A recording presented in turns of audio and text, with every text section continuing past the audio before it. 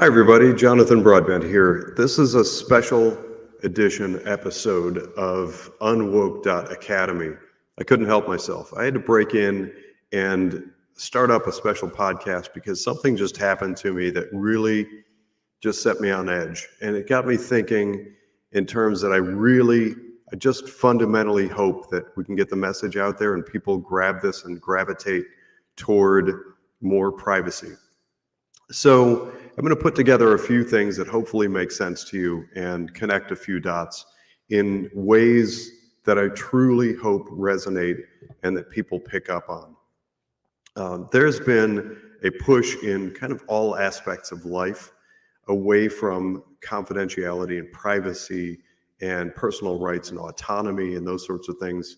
And that all fits in line with this collectivist mentality that's evolved out of the left. And it's sort of been attacking us in the West and our philosophies of individual self-determination and those sorts of things for many decades now. And that certainly holds true with social media. People share all sorts of stuff. Sometimes it's really head-scratching what people choose to share on social media. But here's the thing that there's something that set me on edge relative to the events that followed January 6th, 2021. And bear with me, I'm going to connect a few things here. So however you feel about whatever happened on January 6th, insurrection, riot, staged thing, if it was pre-planned, whatever your perspective is, I want to ask you to set that aside for a moment and think objectively. Try to be objective about the behaviors of cell phone companies. The cell phone companies, and this really irks me. Cell phone companies, at least one, and I think several of the major carriers out there, volunteered information about their clients to federal government agencies without a warrant. There was no warrant. It was just, we think we're jumping on the bandwagon. We think that there was wrong, and therefore, here you go. They just dished up all sorts of information from people's phones representing their personal lives. And the assumption of innocence was completely gone. Anybody who was in the Washington, D.C. area on the day of January 6th was caught up in this, and their information was just shoveled on over to federal agencies. And I would assume maybe even some non-governmental agencies and organizations that hover around the Department of Justice. That is completely counter to America and America's principles. And all assumption of innocence until proven guilty in many walks and many aspects relative to January 6th was thrown right out the window. But focusing for a moment on the behaviors of those cell phone companies, I have major fundamental issue with their treatment of confidential private data. That's data that their clients subscribe and pay money, and they pay money under the expectation that their data is kept confidential and only given over in the event of a duly authorized and signed warrant. So if the federal government goes to a judge and the judge is able to provide a warrant with reasonable cause, that creates a paper trail and there's accountability. Because then if the judge does that inappropriately, then the judge is on the hook for the judge's responsibilities and behaviors, etc. That's why we have the legal system that we have. And when people ignore that and just give up other people's right to privacy, that's a major issue.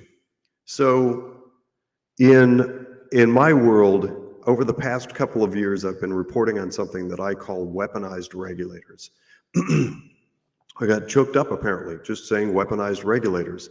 So I have been very visible on a number of fronts over the past few years. I fought against masking for kids and any expectation of mandated jabs, and especially for children, and bodily autonomy, and push for education instead of indoctrination in K through 12 schools, and all sorts of stuff. That put me on the radar. And so starting 21 months ago, I and many people that I know who are advocating for sane, rational normalcy, like education in schools and not masking children because it leads to upper respiratory infections. And I argue that all of the reports, literally all of the ones that we were able to find prior to 2019, show that masking, it doesn't do anything good, and it's harmful, but I digress. So for those reasons, I popped up on the radar of governmental agencies and organizations, and I'm one of many who is under scrutiny and examination from regulatory agencies. I call it weaponized regulators. It's lawfare. It's effectively using regulatory environment to try to crush and inhibit and interfere with the voice of people like me. So at one point, briefly, my company was shut down. I fought my way back into business. It cost me a lot, and that's what they hope for. It would just bankrupt me or exhaust me or whatever and just silence me. That's the objective. I'm absolutely certain of that, and I've argued it for 2 years. But in that environment, I learned something. The regulators that are pursuing me sought something that really caught my attention. They came in and they were asking for stuff dating back 10 years, old files, dredging back through them, like blowing cobwebs and dust off of these old files and in file boxes and storage and all that stuff, answering these wave after wave after wave of questions from weaponized regulators. And then they did something really interesting. They asked me for very specific, detailed information about the clients that I serve, wanting to know things like their home address, their home phone number, if they had one, mobile number, their financial activities personally and individually, and all sorts of stuff that seemed like that was way beyond a red flag for me. And so I questioned, and we went back and forth, and I said, no. You regulators can have anything that you want about me or my companies. And in fact, several times I offered to give them view-only privileges to my bank accounts.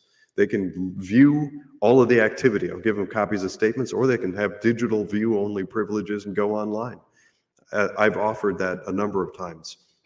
And my stance continues to be that they have a regulatory mandate to oversee my business. The pretend auspices or the pretend reasoning for that is to protect the consumer.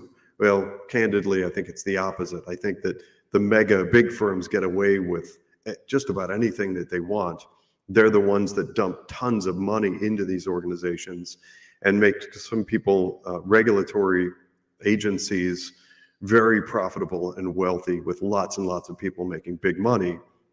And they go around and really kind of systematically crush small business enterprise like mine.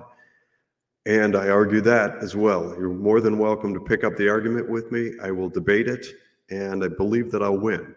And history and statistics are on my side. But anyway, in this environment, they came to me and asked for all kinds of detail on my clients, and I said no. Can't have that. There's a line in the sand. At one point, some guy's yelling at me. I'm in this conference room. I kept my cool. I'm not going to get into a shouting match, but I said, it is not my job to, and nor will I allow myself or my firm, company that I'm associated with, do data mining and collection to hand it over to some NGO. NGO stands for non-governmental organization. You don't have rights to that information. If you show up and give me a signed, valid search warrant and tell me that you have authorization through a court to gain access to personal confidential information about my clients, I'll honor that. That judge and you are going to have to quantify and verify that in my eyes. I'm not just handing it over. So unlike the behaviors of those cell phone companies, my stance is hard and fast. I don't play that game, and I'm not out here to data mine and collect and turn over information into some, who knows what big server it goes on and it collect non-governmental organization, and who knows who they share it with. Once it's on some server about all the clients that I serve and all their personal information and their contact detail, it goes onto their server. Who's to say who else? Does it go on to, IRS servers? Is the IRS then going to start data mining and cross-referencing and trying to find gotchas for those clients that I serve and go back and zing them? I have no way of knowing. And I don't want to bother to find out unless and until there's a search warrant. So hence the line in the sand. But here's the thing that really got me earlier today and made me jump onto this. This is not one of my usual daily sessions. So this one is a kind of a breakout special session because I got a call earlier today from a would-be vendor. I get these calls and emails all the time. There are companies that, it's mostly software. It's called FinTech for short. It's financial technology. So there's big money in companies developing software and then selling it and licensing it to people like me who work in finance, because we're always looking for easier ways to navigate and manage the clients that we serve. So this guy calls me up and he announced himself. I've already forgotten the name of the company. I'd never heard of it before, but I ended up picking up the call and ventured into conversation and wanted to hear the sales pitch, because I'll listen to anybody at least once. So the sales pitch was that they've built this software package that does contact relationship management, often referred to as CRM. It does sort of trading. It does client portfolio monitoring. It helps to develop all sorts of stuff, communications for the clients. And it all ties in and incorporates and brings all that stuff together under one software package. So on the surface, that sort of thing seems appealing because it probably creates efficiencies for companies like mine. But I started drilling down and asking questions, and that's where it went really bizarre. It felt like I was in a Twilight Zone episode. So I'm asking the salesperson, who has bothered to send me apparently a series of emails. He referenced them in the phone call, and then at least one phone call, because today I actually picked up and listened to him. And I said, okay, well, tell me more about the protections that are in place. What's the pipeline, if you will, and the encryption method? Where are the servers physically located? Does that server communicate with any other servers? Is that information ever shared with other entities? And if so, under what circumstances? These to me just all seem plain vanilla, boilerplate logical questions to be asking. But this guy was mystified. He's been working there, at least I see emails going back at least several months, and I assume has had some sort of training, and made the comment that of the financial services firms that he talks to, that's the first time anybody has hit him with those questions. And that is bewildering to me.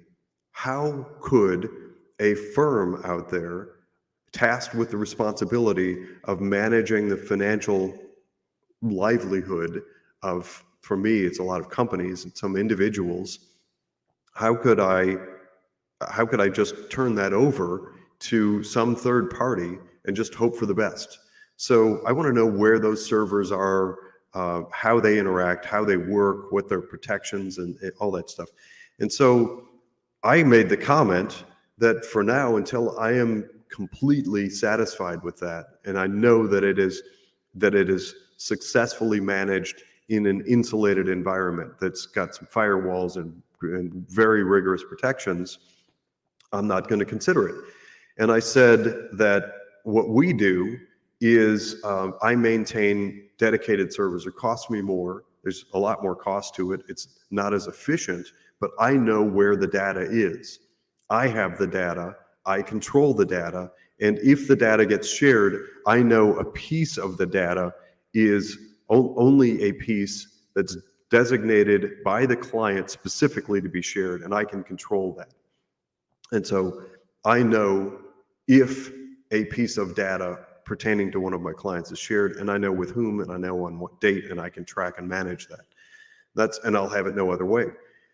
So this concept, apparently, to this individual was really off-putting and bizarre. Why would I want to do that if I can just put it all in the cloud? So then the cloud conversation comes up. And well, cloud is just a way of saying that it's a remote server. Somebody has a server somewhere that is a fancy computer with high-speed internet, and it connects, and you can put your data onto somebody else's server. Hoorah. They have cool software, and they have big servers. I'm really not all that impressed with any of that. If there's cool software, why can't I just buy it and run it on my servers?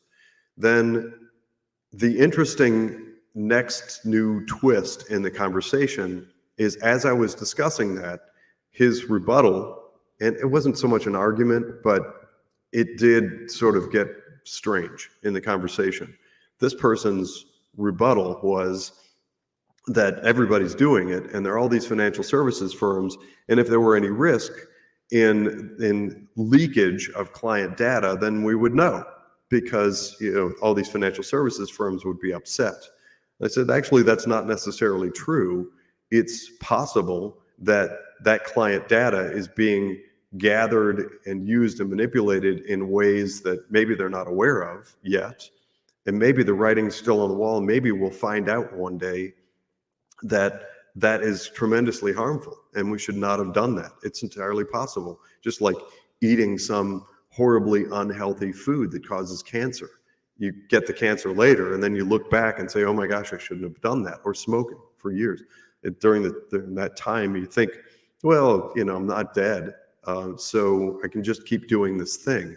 So it's not an argument that works with me. And then he said an interesting thing.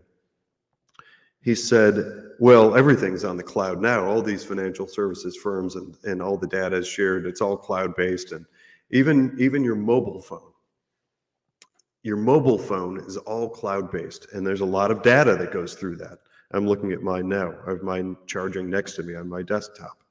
So I told him that I was glad he mentioned that, because I can't specifically mention J6, because who knows, there's so many people out there, they're so triggered by just the mention of that, they're going to go off the deep end.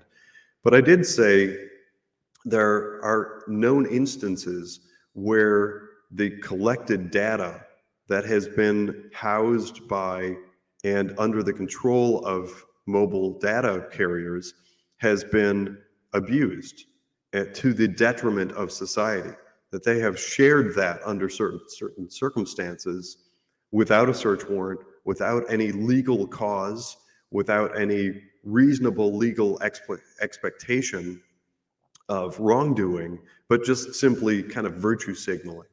So there's another connected piece that I don't want to lose sight of that's fundamentally important, and that is these big mega globalist firms, the huge financial services firms. I'm willing to bet you, from everything that I know and everything that I'm able to see and all my interactions and experiences, my absolute belief is that none of them make any effort to keep confidential client data confidential. It's shared all over the place. Now, there are those sheets that show that they can, it's really hard to read, and it's legalese, it's filled with all sorts of mumbo jumbo, if this, then that, and everything. But basically those confidential data, what do they call them? Privacy disclosure sheets or whatever. Those go out all the time. And basically what it's saying is that is some cover there behind documents that allows them to share data under lots and lots of different circumstances.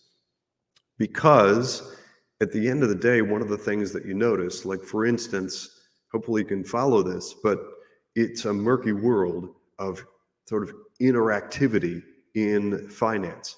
Even the two big ones that we keep talking about, BlackRock and Vanguard, they're actually co-owned. They own each other in big pieces.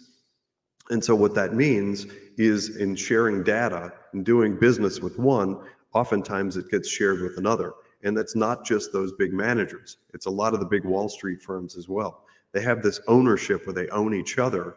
And my belief is that that opens an avenue for data sharing. And then from there, who knows? Who knows where it goes?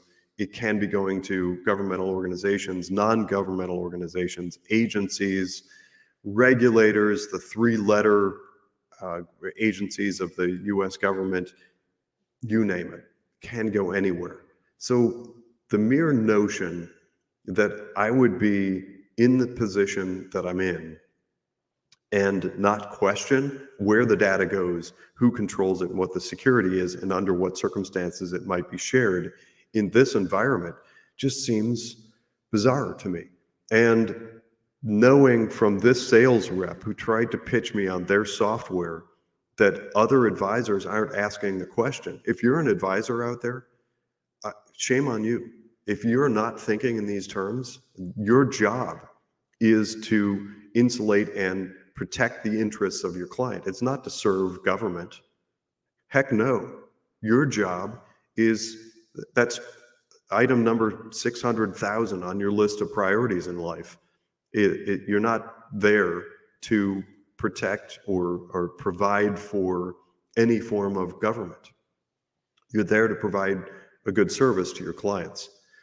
So wherever you are, in addition to, I know I hate to pile on, we're talking a lot about UnWoke.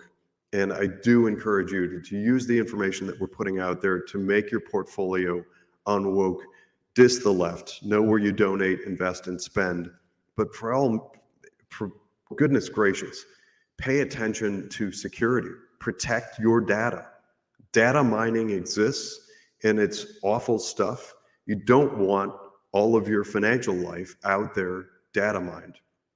So needless to say, it's a big no from me on that software.